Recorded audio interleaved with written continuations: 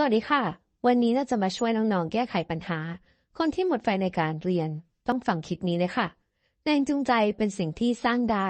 เพียงแค่น้องๆต้องรู้ว่าตัวเองเป็นคนที่ถูกกระตุ้นด้วยแรงจูงใจแบบไหนเท่านั้นเองยกตัวอย่างเช่นน้องๆเป็นคนที่ชอบการถูกกระตุ้นด้วยแรงจูงใจภายในหรือ intrinsic motives อย่างการไปเที่ยวเปิดประสบการณ์การทำกิจกรรมที่ตัวเองชอบหรือน้องๆ เป็นคนที่ชอบการถูกกระตุ้นด้วยแรงจูงใจภายนอกหรือ extrinsic motives อย่างการได้รับคำชมจากพ่อแม่การได้รับรางวัลหรือของขวัญ นั่นเองค่ะแต่ก่อนอื่นน้องๆต้องเข้าใจก่อนว่าแรงจูงใจคำนี้แปลว่าอะไรแรงจูงใจคือความต้องการที่จะเริ่มต้นหรือรักษาการกระทำบางอย่างเอาไว้พูดให้เข้าใจง่ายๆก็คือแรงจูงใจก็คือแรงผลักดันให้เราทำบางสิ่งบางอย่างแม้เราจะรู้สึกไม่อยากทำมันนั่นเองค่ะยกตัวอย่างการสร้างแรงจูงใจง่ายๆนี่คือรูบี้เธอเป็นนักเรียนที่ไม่เคยหมดไฟในการเรียนหรือไม่เคยหมดแรงจูงใจในการเรียนค่ะเธอทั้งเรียนทั้งทำกิจกรรมนอกห้องเรียนเพื่อเตรียมผลงานสอบชิงทุนการศึกษาจนได้เป็นนักเรียนทุนสมใจเธอมีแรงจูงใจเป็นทริปเดินทางไปต่างประเทศส่วนนี้คือเรเชลเธอเป็นเพื่อนร่วมห้องของรูบี้ที่ใฝ่ฝันอยากจะเป็นศิลปินในอนาคตเธออยากทำความฝันให้เป็นจริงเธอจึงลงแข่งขันวาดภาพเพื่อนำผลงานชิ้นโบแดงมาใส่พอร์ตโฟลิโอแต่เมื่อถึงเวลาที่ต้องสมัครเรเชลกลับพบว่าตัวเองไม่มีแรงจูงใจและหมดไฟไปดื้อเธอมีแรงจูงใจเป็นรถยนต์คันแรกทั้งสองคนนี้มีอะไรที่แตกต่างกันทำไมบางคนถึงมีแรงจูงใจมีไฟทำสิ่งที่รักจนสำเร็จในขณะที่อีกคนกับหมดไฟไปกลางทางเคล็ดลับอยู่ที่คนที่ทำสำเร็จส่วนใหญ่มักจะสร้างแรงจูงใจให้เหมาะสมกับเป้าหมายนั่นเองค่ะเช่น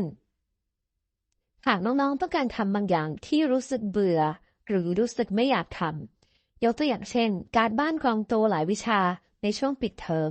แม่ใช้ให้ไปซักผ้าหรือทำงานบ้านการสร้างแรงจูงใจภายนอกอาจจะช่วยได้ค่ะเช่น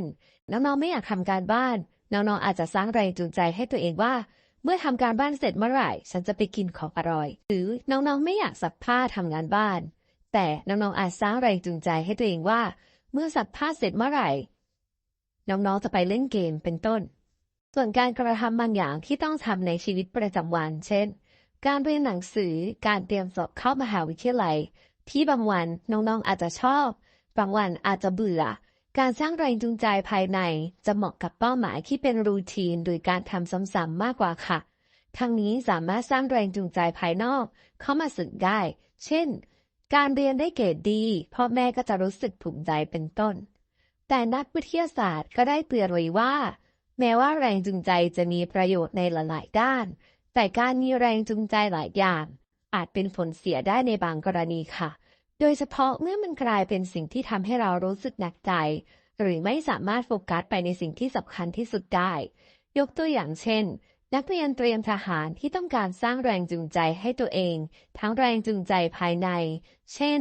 การเรียนเตรียมทหารทำให้ได้พัฒนาตัวเองทั้งร่างกายและจิตใจและแรงจูงใจภายนอกเช่นการเรียนเตรียมทหารจะทำให้ผู้คนนับหน้าถือตาเพราะเป็นอาชีพที่มีเกียรติเมื่อสำเร็จการศึกษาค่ะ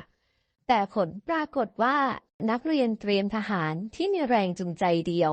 กับมีโอกาสสำเร็จการศึกษามากกว่านักศึกษาเตรียมทหารที่สร้างแรงจูงใจหลายอย่างค่ะ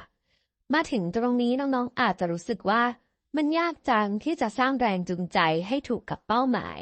ซึ่งจริงๆแล้วต้องบอกว่าน้องๆคิดถูกค่ะการสร้างแรงจูงใจเป็นเรื่องที่ซับซ้อนไม่มีคำตอบเดียว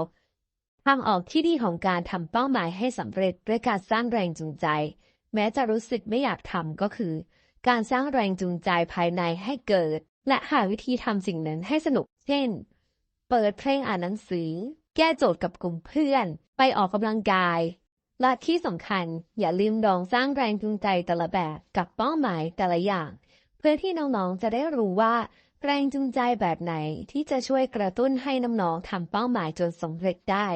เมื่อเข้าใจตัวเองมากขึ้นการสร้างแรงจูงใจครั้งต่อไปก็จะง่ายขึ้นเยอะค่ะ